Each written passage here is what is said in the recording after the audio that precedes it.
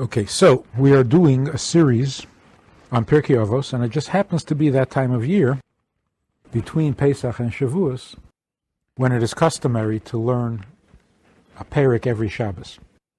So there are 6 Shabbosim between Pesach and Shavuos. So it turns out that learning one chapter of Pirkei Avos a week actually serves as a preparation for receiving the Torah at Mount Sinai on Shavuos. So every year before we receive the Torah, we do the Pirkei Avos. So it's like getting ourselves into gear, getting our act together, cleaning up, elevating ourselves so that we can receive properly. So before we get to the Mishnah, in preparing ourselves for receiving the Torah, which is a significant and a meaningful use of the word, choice of word, receiving the Torah, because to receive is a talent, and it's one of the capacities of the soul. One of the things that a human soul is capable of is receiving. Angels cannot receive. They're messengers, they do. They don't receive. And because of that, they don't grow. Because they can't receive, they also can't grow. They can't change. The angel of kindness will forever be an angel of kindness. That's all it'll ever be.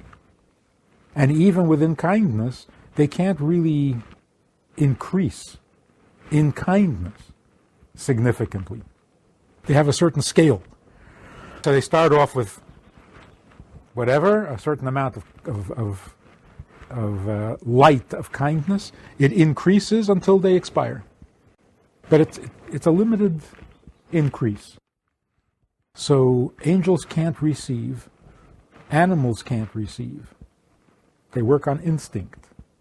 Only a human being can receive, which means he can internalize, he can absorb, he can process and become what he's hearing or seeing or learning or receiving. That ability, the ability to receive, is part of the soul, or part of the faculties of the soul that are called the humble faculties, because they function on humility. Whereas the ability to give is not so humble. But the ability to receive thrives on humility. The greater the humility, the greater your capacity for receiving. So one of the things it says in Pirkei Avos is it describes a student. What's a real student? The real student, obviously, is someone who has a great capacity for receiving, to be completely receptive. So you're supposed to sit in front of your teacher with awe and with fear and with basically humility. And then you really receive. So for example, none of us has been a student very recently, except you. So we've forgotten a little bit what it feels like to be a student. But to truly learn would mean, for example, you're listening to a lesson. The teacher, the professor, whoever it is delivering the lesson. And he says something. And you think, yeah, that's right. See, you're not listening. You're not receptive.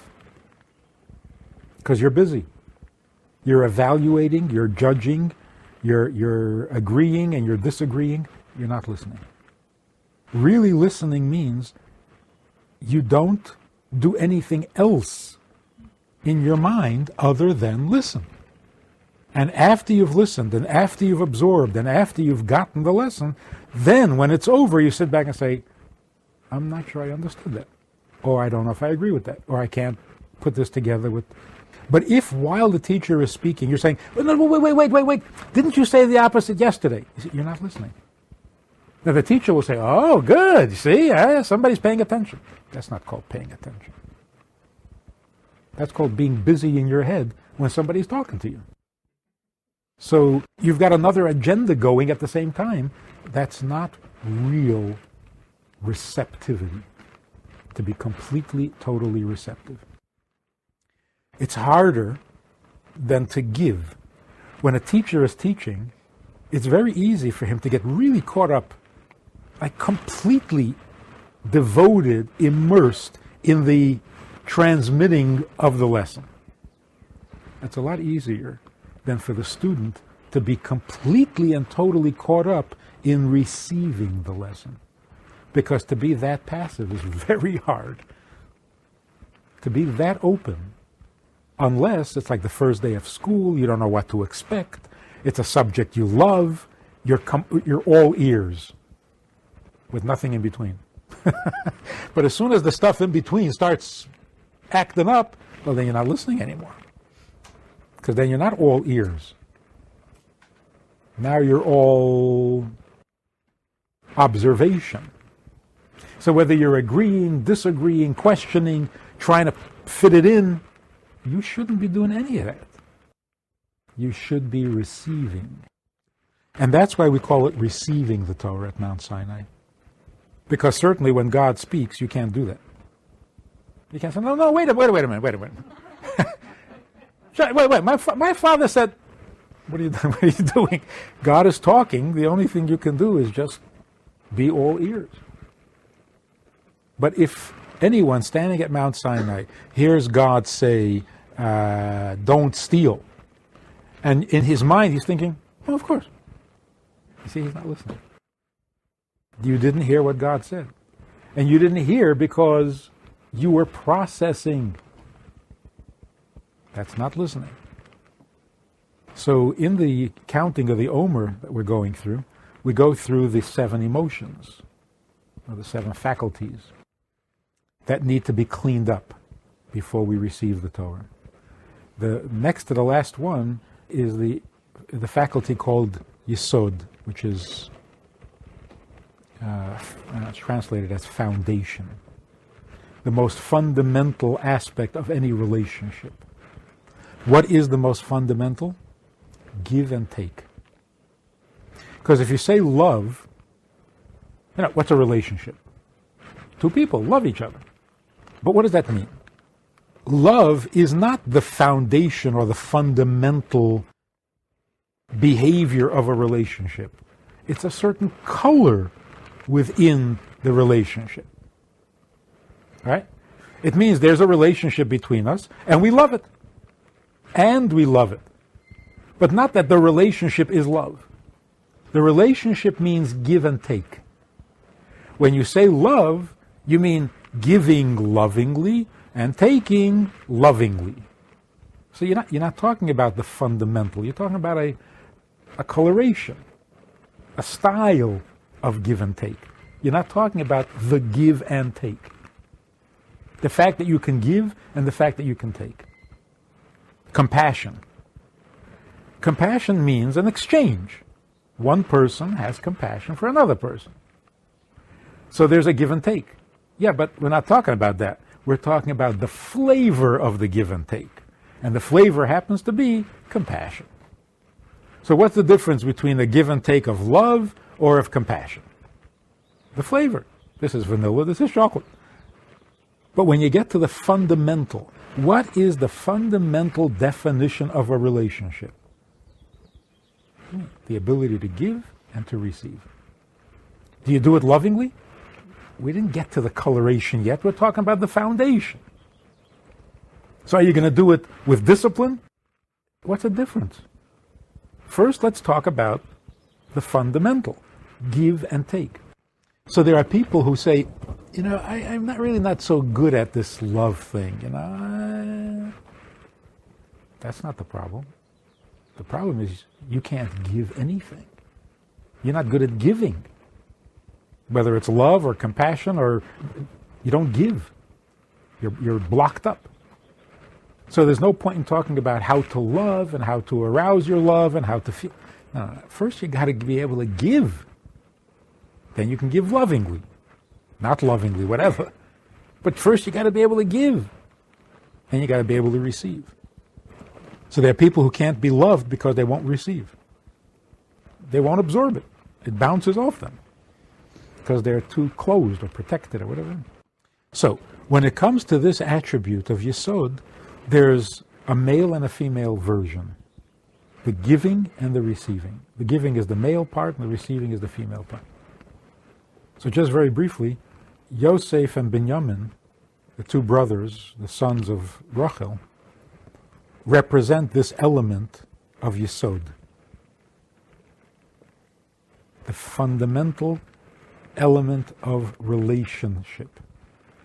Except that Yosef represents the giving part and Binyamin represents the receiving part, the male and the female. And the receiving is more difficult than the giving because it demands a greater degree of humility. In the giving, you've got to give everything. If you're a real giver, if you really know how to share, then you don't hold back at all. You got to give everything. Like the teacher who talks his heart out because he gives everything. But in the act of giving, you exist. The definition, you're giving. You're giving everything. You're going to talk your heart out. You're going to die from it. But in the process, you exist. You're active. In the art of receiving, when you're completely, totally open to receiving, you've lost your identity completely. It's scary to be that receptive. And maybe that's why Rachel gave birth to Yosef, created Yosef, the ability to give your heart out, give your heart away, and she didn't die. But when she gave birth to Binyamin, she gave everything and she died. So in receiving, there's a greater degree of selflessness than in giving. And this is the week before the giving of the Torah, or the receiving of the Torah, we focus on that quality, Yesod, which means the ability to really hear and do the processing later. Which, one more thought on that, God was very pleased with our reaction, or our response, when He offered us the Torah. Our response was, Naaseh v'nishma. We will do and we will hear. And we generally focus on the virtue of saying we will do before we even knew what it was. We agreed to do it, and we didn't even know what it was. So we said, Naaseh, we will do, and then after we've committed ourselves to doing, v'nishma, and then we will hear and study and find out what. But according to what we're saying now, the virtue is in both. It's not only in the fact that we're willing to do it. Not only are we willing to do it, but we're capable of hearing it. We can really hear. So it's an interesting choice, again, an interesting choice of words. Naaseh, we will do. V'nishma, we will hear. That's a strange word. It should say, we will do and we will study. Or we will do and we will understand. But instead we said, we will do and we will hear. Because understanding, that don't mean nothing. I mean, you'll understand as much as you think you should. I mean, but nishma means we are capable of hearing. We can really hear, which is receptive. We can really... Okay, now let's take a look at the 4th chapter of Pirkei Avos and see what we find there. Right at the beginning, famous Mishnah. Ben Zayma Eimer, the son of Zayma, said, his name was Shimon actually, but they call him by his father's name. He said the following, or he says the following. Eizehu chacham, who is a wise man? Answer, one who learns from all people. Eizehu giber, who is a strong man? The answer, hakevesh es yitzrei, somebody who controls his impulses. Number 3, Eizehu Osher, who is a rich man, one who is content with his with his portion, whatever it is. Number 4, who is an honored person?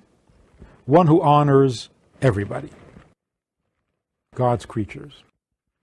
Simple Mishnah, very nice, inspiring, blah, blah, blah. Now, we are determined to find deeper meaning beyond the letter of the law. Because all of Pirkei Avos are lessons not of decency or of correct behavior, but behavior that goes beyond the letter of the law. So if we see a Mishnah in Pirkei Avos, and it sounds like pretty reasonable, necessary, understandable instruction, then we're not understanding anything. Because that's not what Pirkei Avos is about. You want to know what's permissible or forbidden, look up the law book. This is not a law book. This is going beyond the letter of the law. So let's take another look. Let's use the example of who is rich. Who is rich? One who is happy with what he has. Now, that sounds so nice, but what kind of double talk is that? I want to know who's rich. Who is rich? You tell me, whoever is happy with whatever they have, that describes a happy person. There's nothing rich about him. So he's happy. Good for him. You started off saying, who is rich? And you changed the subject. You say, okay, forget rich. At least he's happy. That's not a good sentence. You know who's rich? A guy who's poor, but he's happy. Well, then he's not rich. He's just happy for, I don't know what reason. He's happy for no reason. Well, good for him. I want to know who's rich. So what did you do over here? Who is strong? A guy who controls his impulses. A guy who controls his impulses is moral. I don't know, maybe he's a wimp. You started off saying who's strong. Where do you see strong here? So there's something, there's a need here for commentary. Okay, something is not matching up. So one of the commentaries said, who is strong? We're not talking about a person who is weak but controls his temper, because then you're not talking about a strong person. Who is rich? We're not talking about a guy who has no money. We're talking about rich. In something at least, maybe not money. But he's got to be rich. Rich in talent, rich in knowledge. But he's got to have wealth. And then the Mishnah is saying, who's the real thing? Of people who are wealthy, who are rich, who is the real rich? But if you have no money, we're not talking about you. We're talking about rich people here. And if you happen to be happy with what you have, well, good for you. We're not talking about you. We're talking about rich people. And the Mishnah is trying to tell you, how do you measure the truth or the validity of your wealth? But if you're not rich, go look at a different Mishnah, something about happiness or something. We're talking here about rich, right? So here's, on that definition, it works something like this. How does a person get to be rich? I don't read those books on how to get rich. That doesn't make you rich. A person gets rich because he wants, right? Because he's ambitious. If he's not ambitious, he's not going to get rich. So what makes a rich person? A rich person is a person who's not happy. He's not content. If he's content, he doesn't go to work and he never gets rich. Or he has a little job and he's happy. To get rich, you have to have an appetite. You have to have a desire, which means you're not happy with what you have. That's the nature of a rich person. Even according to Torah, if you want to get rich, you have to open a bigger store than the one you have. Otherwise, you're not creating a vessel big enough for the greater income. So you can't say, God will give me whatever he wants, I'll just have my little candy store. No, you got to move the candy store downtown. You got to You got to open the vessels. You got to create the means. So in order to get rich, you have to have the personality of a driven, ambitious, hungry kind of a guy. But if you go like that forever, you're not the really rich person. A really rich person is not a victim of his wealth. So if you want to know which rich person is the truly wealthy guy, not a guy who's happy. A guy who's happy is happy, he's not wealthy. We're talking about what's really wealthy. Really wealthy means you are in control of those instincts or those characteristics that get you to your wealth. Right? So, being wealthy means ambitious. Now, there are two kinds of ambitious people. They're both going to get rich. Otherwise, we're not discussing them. There are two types. One is controlled by his ambition, and the second is in control of his ambition. So who is a truly rich person? A truly rich person is somebody who is ambitious by choice, not by instinct. So he wakes up in the morning, he says, you know, I would like to be rich. So he coughs up some ambition, and he goes up and he becomes rich. Goes out and becomes rich.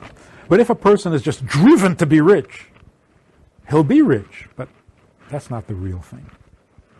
So the real thing is being the master of what it takes to get to where you're going.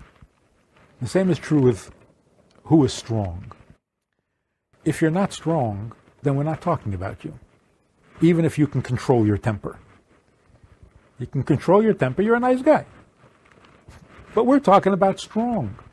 So strong means, as he brings from the verse, the proof text.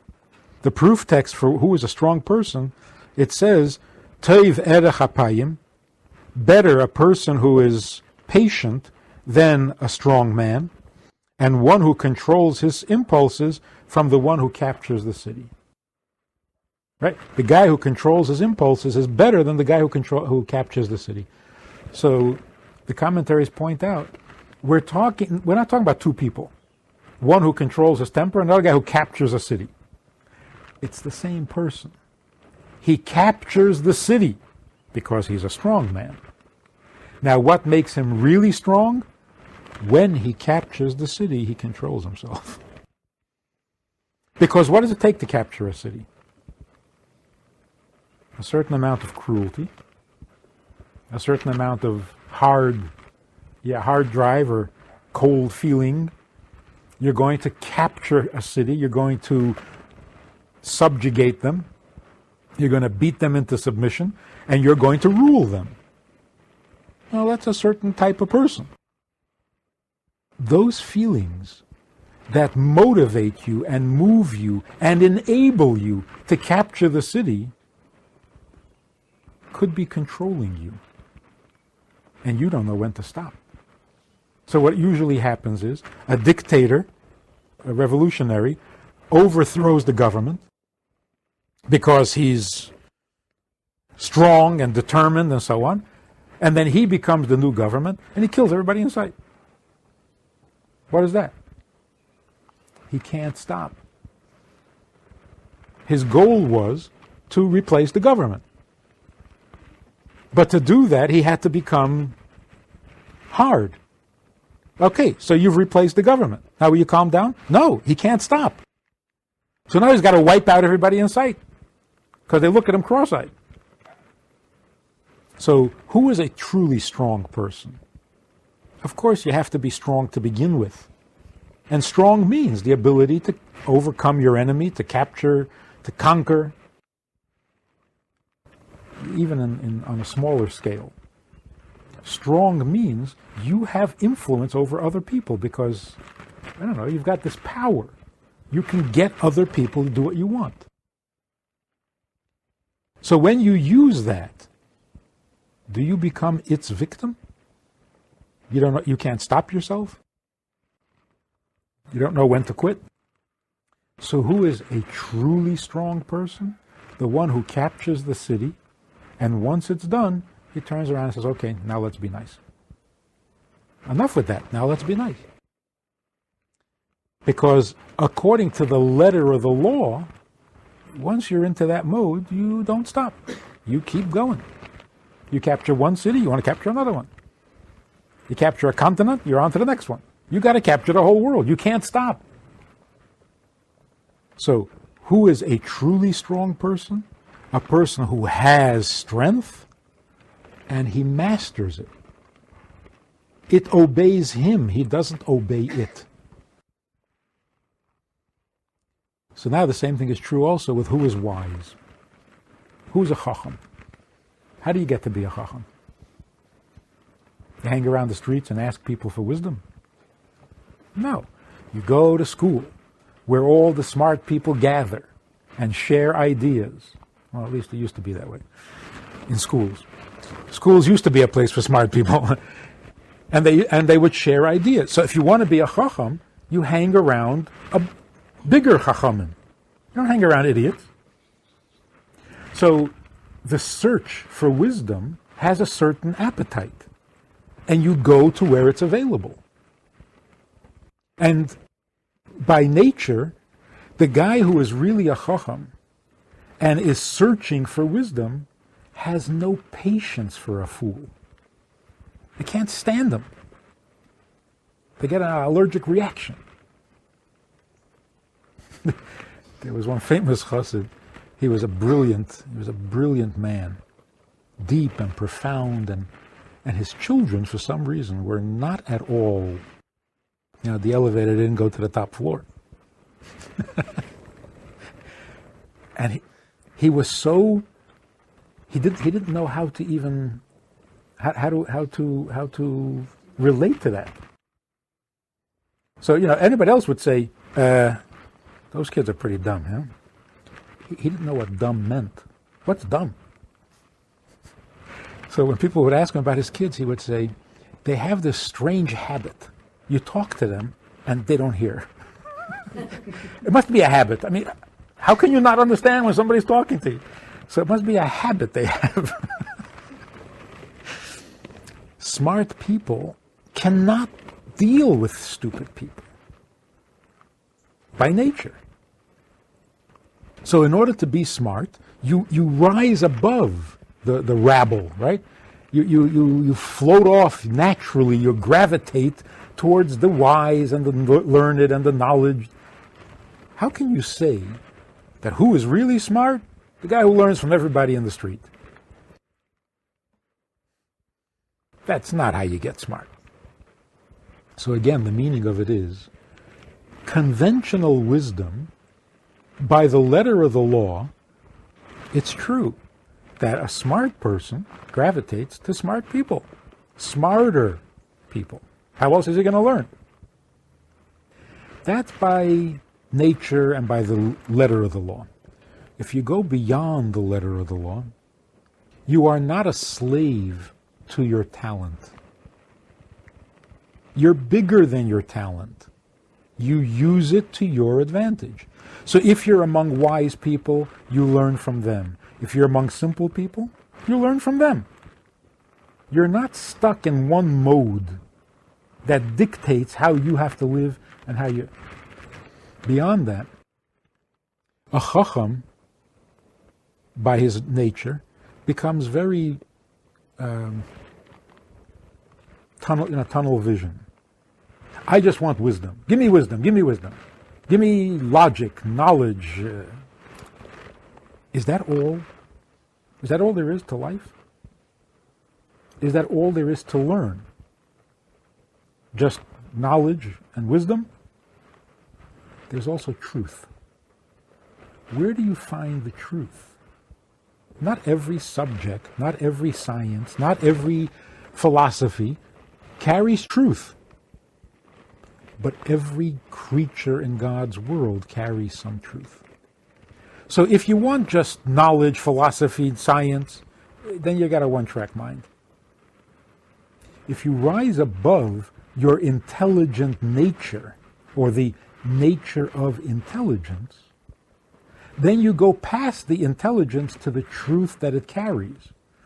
If you're looking for the truth in knowledge, that you can find in everybody.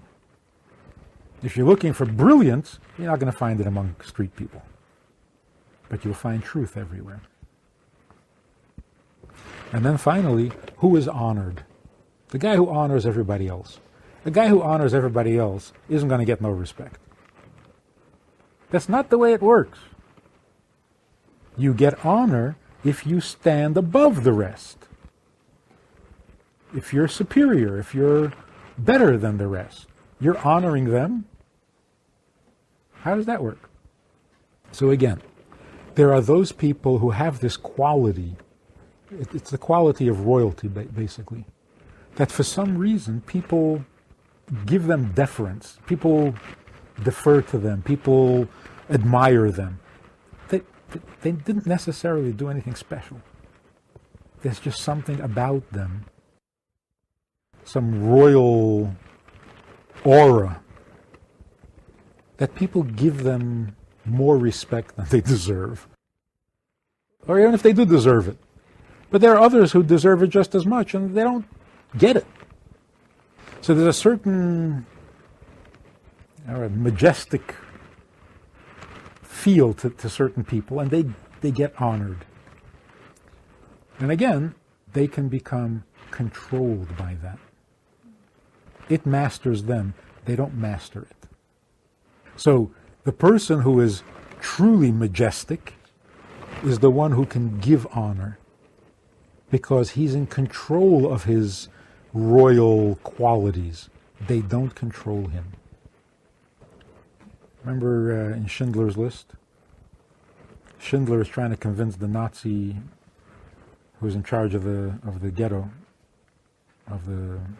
that real power lies in the ability to pardon someone.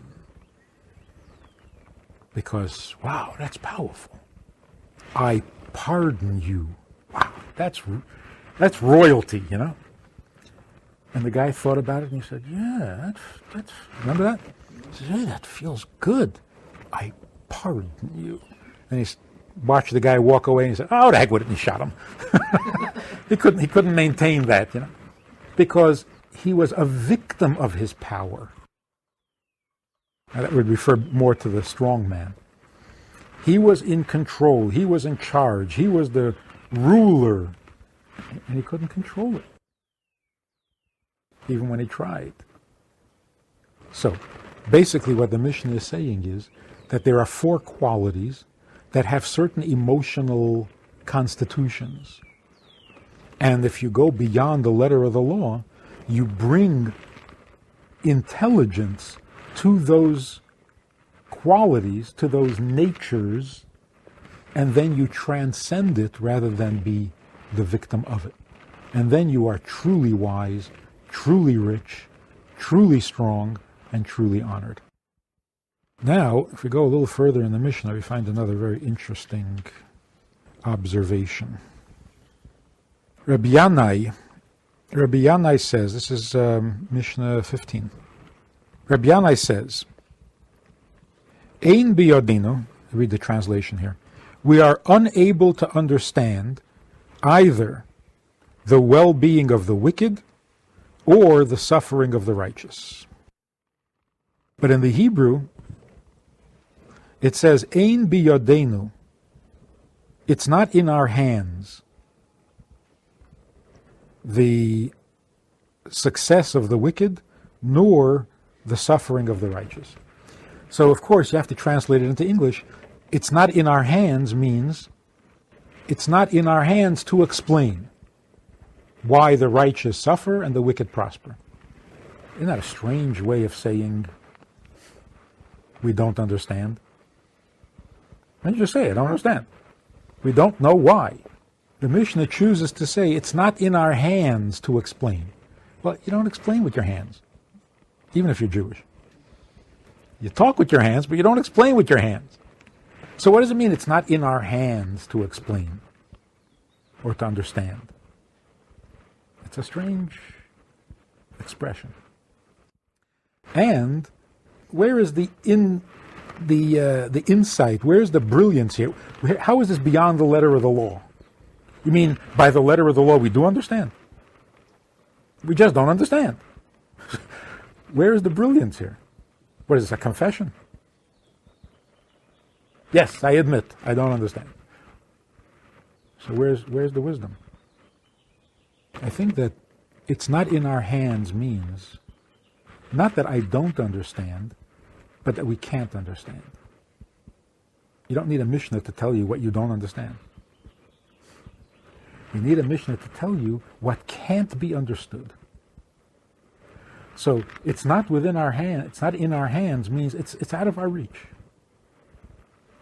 So it's not like if we try a little harder, think a little longer, we'll get there. We're not going to get there. And the reason for it is this.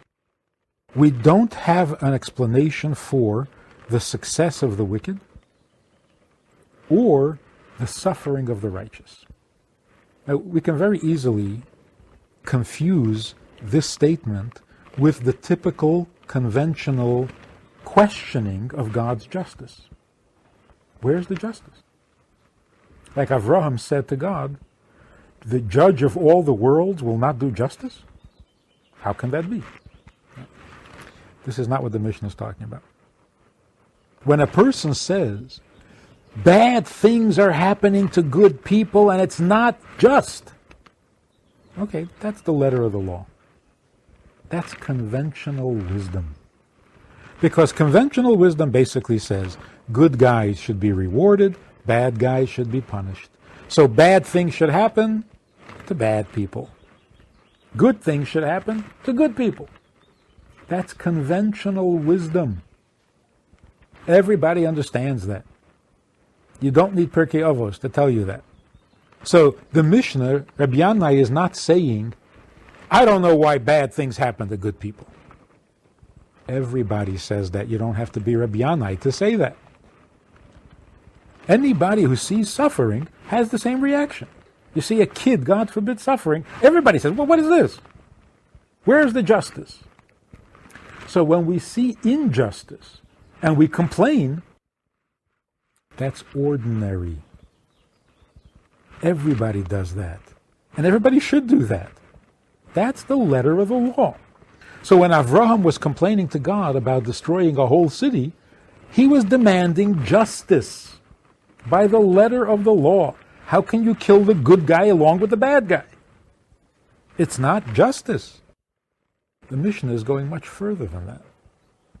What the Mishnah is saying is, I don't understand the suffering of the righteous. That's very different from bad things happening to the righteous. And the difference is very simple.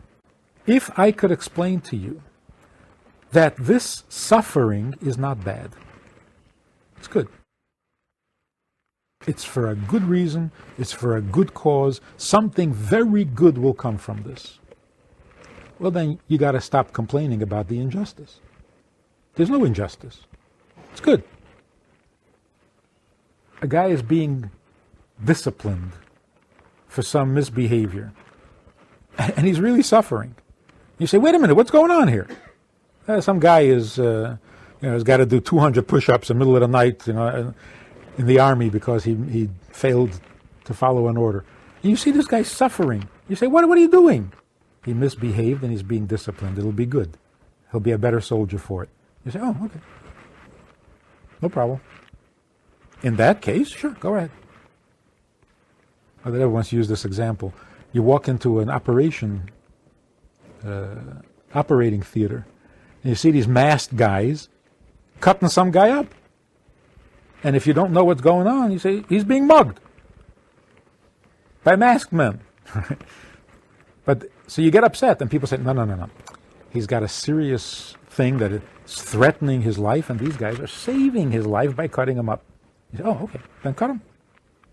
Go right ahead. Cut all you want. Do whatever it takes. So now all of a sudden you're not upset. The Mishnah comes along and says, that kind of injustice we can explain away. Everything God does is for the good. Nothing bad ever happens. It's all for the good. You come out stronger. From the suffering comes the goodness, and according to the suffering is the reward. It all works out fine in terms of justice. But in the meantime, it hurts. Should you be comfortable with that?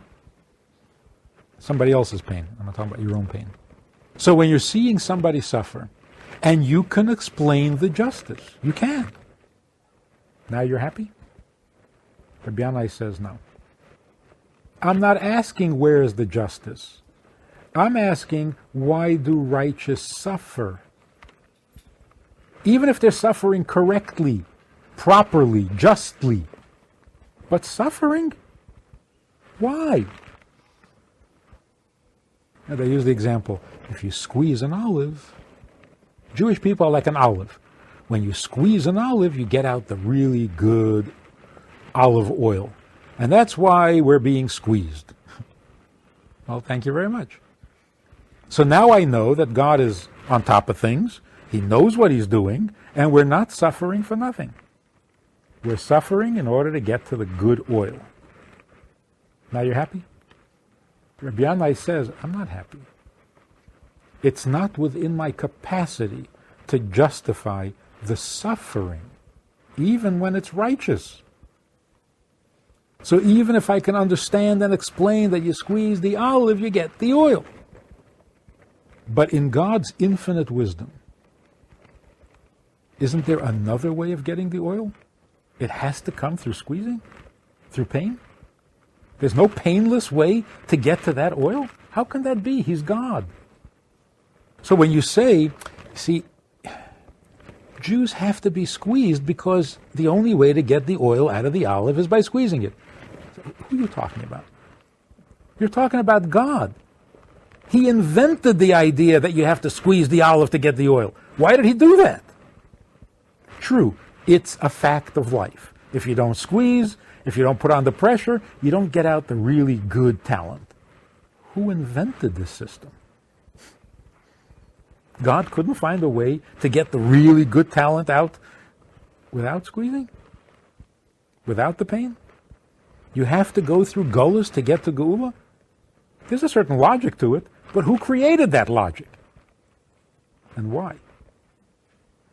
So Rabbi Yanai is saying every guy in the street is going to complain if there's no justice, but beyond the letter of the law, we should complain even when there is justice. But it still hurts. So, I don't know, the Catholic Church used to, I don't know if they still do, the pain of childbirth, the labor pains, are part of the curse. God cursed Chava, because you ate from the tree, you will give birth and you will bear children in pain. So when a woman was suffering pain, the attitude was good. That's the way it had to be. That's the curse. That's the punishment. And therefore, if anybody did anything to alleviate the pain, they were considered evil. God says there will be pain and you're taking away the pain? So the midwives were condemned as witches and were killed by the Inquisition because they're going against the Bible. Rabbi Yanai says that's not kosher. Even if you know that the pain is necessary, even if you can explain why the pain is there, even if you know that something good is going to come and it's worth it, it's worth it. To give birth to a child, it's worth going through hours of pain. And therefore, you can stand there and watch the pain and not care? That's not nice. So even where the pain is justified, it should still disturb you because it hurts. Not because of justice, because of sympathy or empathy. You feel another person's pain. So what if it's just? So what if it's worth it? So this is what the Mishnah is saying. We're not asking why do bad things happen. Bad things we can explain. You turn it around. It's not bad, it's good. Okay, done. with a little seichel, you can always turn, the silver lining to every. But then there's no empathy, there's no sympathy, there's no sensitivity here. Demanding justice is not a great degree of sensitivity. Every kid says, it's not fair. Every kid has a sense of justice.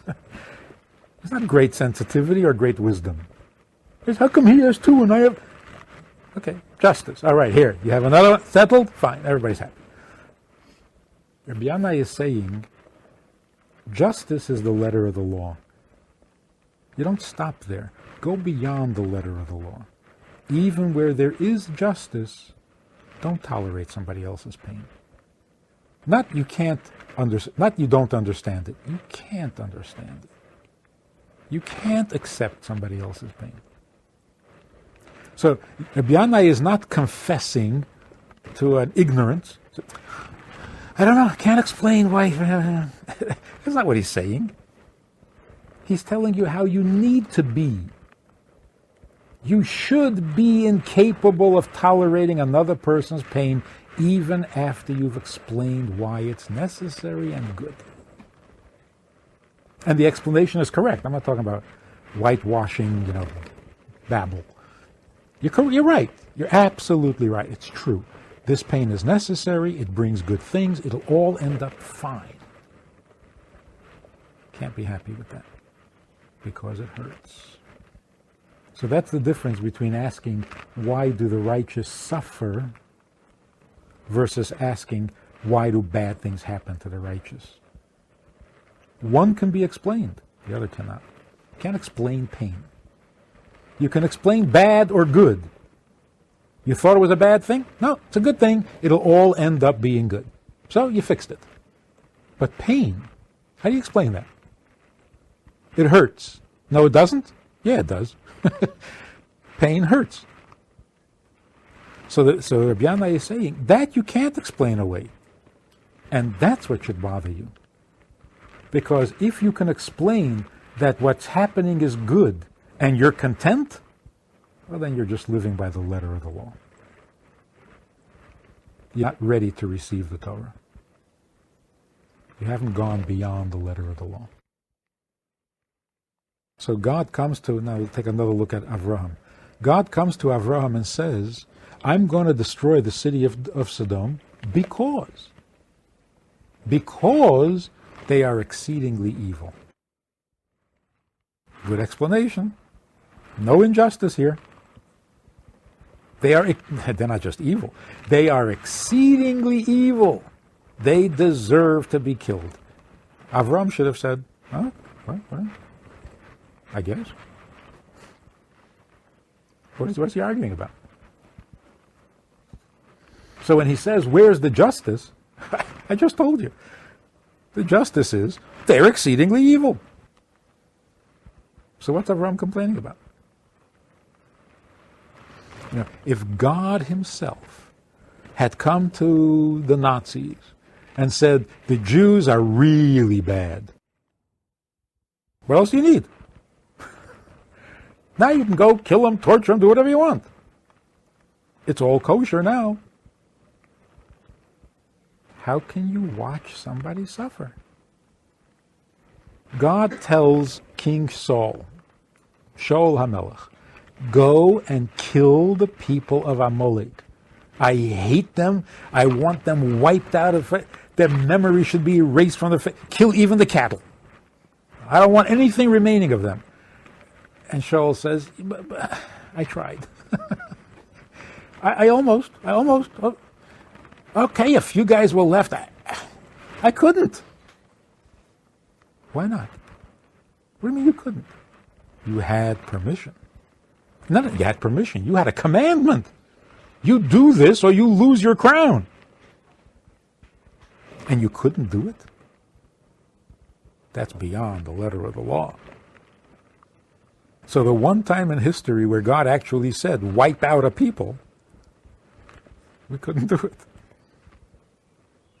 And we're suffering. Till today we're suffering from this. Because we can't do it. Not because we're afraid that it's undeserved or unjust or illegal. It's absolutely, not only kosher, it's a mitzvah. Can you imagine this? It's a mitzvah, and we can't do it. In that particular case, it was wrong to not do it. It's a misplaced compassion, but it shows that you have a heart. So that's how this Mishnah, which seems to be just a simple factual observation with no great wisdom, is really way beyond the letter of the law. We all have this, you hear a story. Of course, hearing stories in the news has got its own problem because we're so hardened to it already that if it's in the news, it's not real. You hear this, a guy was in a car accident, he messed himself up, he got himself... Why? He was driving drunk. Well, good for him. He was driving drunk and he wrapped himself around a tree. What, am I going to cry for him? I understand why it happened. And it's good. I'll teach him a lesson. That's not nice. That's the letter of the law. Rabbi Yanai says that is not nearly good enough. So he's taking us way beyond conventional wisdom. It's something like when the Egyptians were drowning in the sea, the angels started to sing their daily their morning songs in the morning, and God said, "How could you be singing when my creatures are drowning?" Those are the Egyptians. They're drowning for a good reason. They deserve it. They worked hard for it. And nobody is going to keep them from drowning. So why not? Certainly God wasn't saying that they're drowning unjustly, because he's drowning them. Can't be unjustly. And yet God said, what are you singing? What are you singing? People are drowning.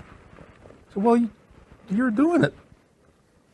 Yeah, so that's it? That's as far as your compassion goes? So from angels you can't expect anymore. They do their thing. Comes morning, they sing their song. They don't know. So God had to stop them from singing. But a human being should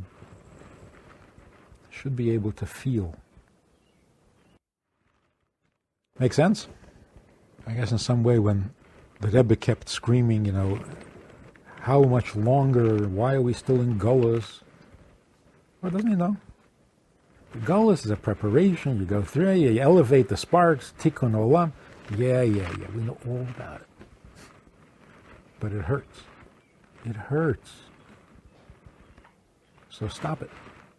Actually, the Rebbe once said, Moshe complained, the Medrash, it says that Moshe complained to God, like, why are we still... I've went to Pharaoh, I spoke to him already a number of times, we're still in exile? So God says, yeah, because I promised Avraham that when his children leave the slavery and they'll come out with a great wealth, and they're picking up the wealth. So Moshe said, you know what? Keep the wealth. Just get us out of here already. Enough with the wealth. Just stop it already. So yeah, Golas, tikkun olam, and we're bringing up the sparks, and we're making... And okay, fine, forget the sparks. Let's just get out of here. Stop the pain. So we know that there's something good happening, and it's all justified, and it's all... But enough already with the pain. That's called a truly human heart. What do you think?